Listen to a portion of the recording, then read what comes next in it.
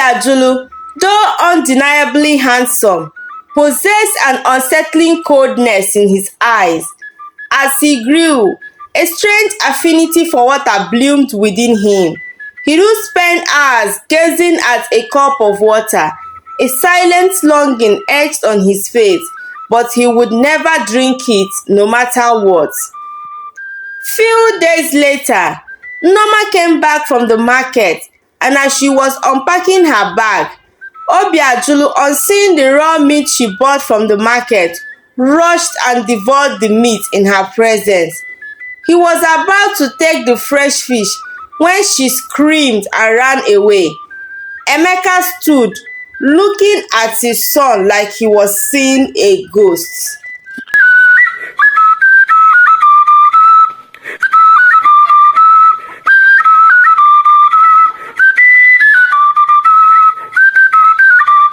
Once upon a time, in the heart of Enugu, where the land meets the sky, lived Norma, a woman known for her kindness and warmth.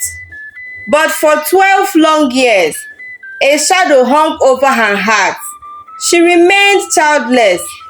Every seed of hope she planted wilted, leaving her barren and yearning. Her husband, Emeka, was her only strength, and together they stood, prayed, and hoped in God for a miracle. Some days she would cry and cry, but her husband kept on consoling her that the God they serve doesn't sleep. She woke her husband one night and asked that they try other means of having their own child, other than going to the hospital. But her husband refused. He assured her that since the hospitals have confirmed them okay, that he was fine with it. Her bosom friend Uchechi watched Norma's sorrow deepen with each passing moon. Determined to help, Uchechi embarked on a perilous journey, following whispers of a mystical river goddess said to grant wishes. After days of searching, Uchechi found the hidden river, its water shimmering with otherworldly light. There, she knelt before the goddess, pouring out Norma's pain. The goddess, touched by Uchechi's pleas, told her to bring her friend Norma to the river. Uchechi was very happy, so she went home and told her friend about the river goddess, and they agreed to go there on the next market day. On their next market day, Uchechi took Norma to see the river goddess. After listening to her cry, the river goddess gave her a small pot and told her to always add a little of the substance inside it to their food. She also told her to take a little of it, add it to a glass of water, and drink first thing every morning.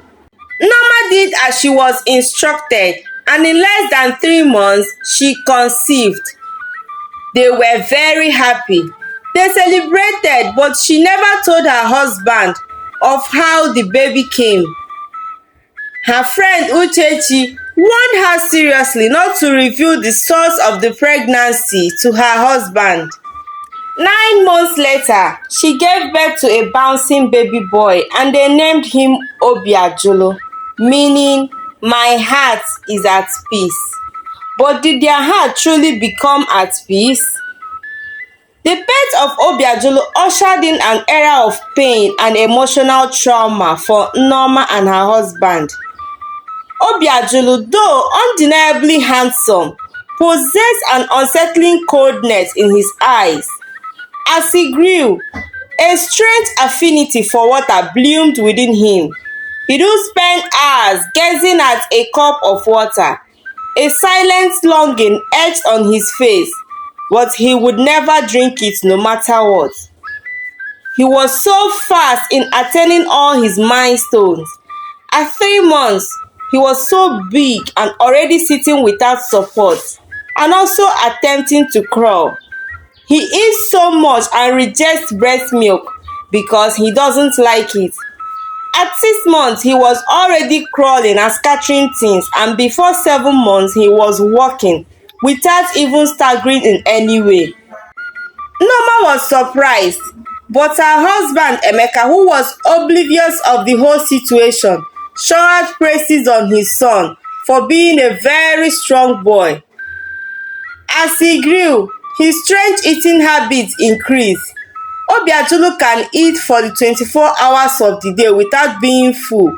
He eats everything, and no matter how you feed him, he keeps crying for more and more.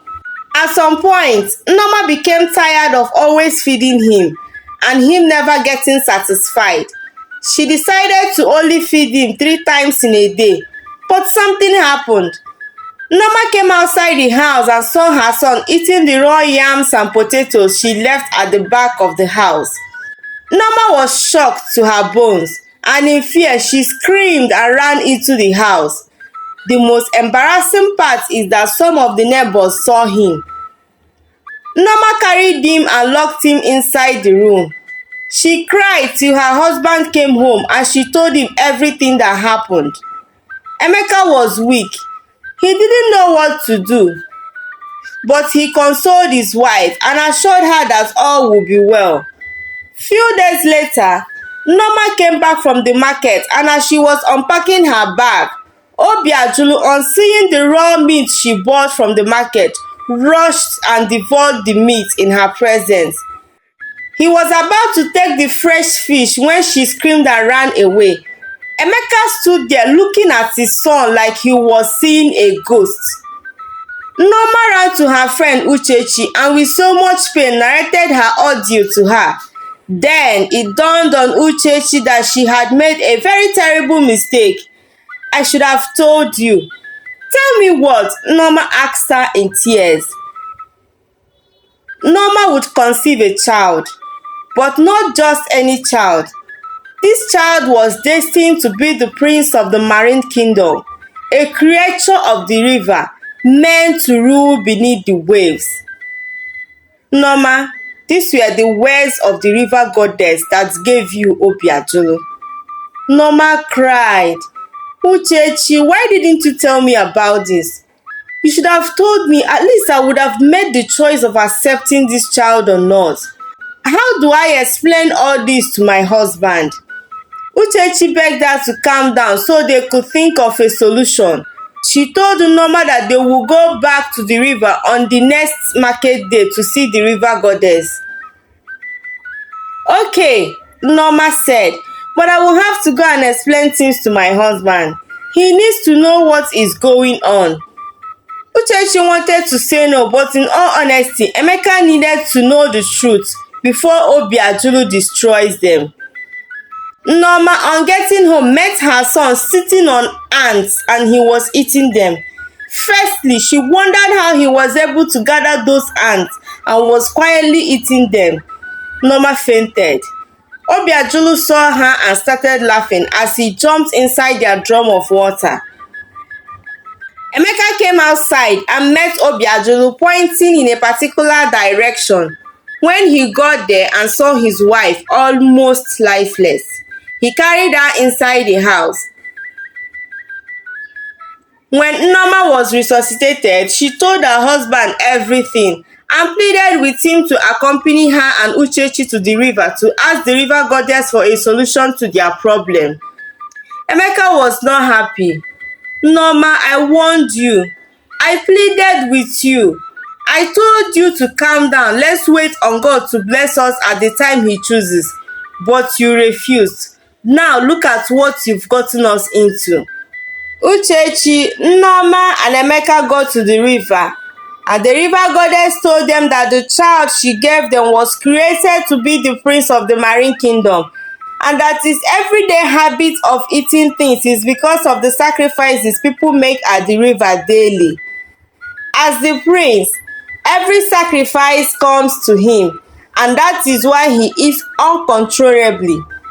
She told them that the only solution was to bring Obiajulu back to the river, as that is the only way they could have peace. He is not of this world and cannot survive among humans. Norma blamed her God for not giving her a child early enough that made her source other means to become a mother. The river goddess instructed them to bring him back before their next market day to prepare him for his homecoming. With trembling hands, they returned to the river bank. The child, sensing his true home, let out a cry that echoed across the water. The river churned and the goddess emerged, her face a mark of disappointment. Norma, with tears streaming down her face, presented Obiajulu. The goddess, understanding the pain she has caused and feeling pity for Norma and Emeka, took the child back into the river's depths. Then, with a touch of her hand, the goddess blessed Norma once more. Norma wanted to run away from her, but the goddess assured her that this time the gift was pure. 2 weeks later, Norma conceived and carried the child to term. And when he finally arrived, his eyes shone with warmth, a reflection of his mother's love. Norma, finally holding a child who belonged to her completely, thanked her chi for granting her heart's desires. Moral lesson 1. Be careful of what you wish for. Norma's desperation for a child led her to accept a gift that came with unforeseen consequences. It highlights the importance of considering the full implication of our desires. 2. True happiness lies in what is natural. The story suggests that trying to force something unnatural can lead to suffering. Norma's true happiness came when she had a child born from her own love, not through magical intervention. 3. There is a difference between love and possession. The river child, though beautiful, never belonged to Norma.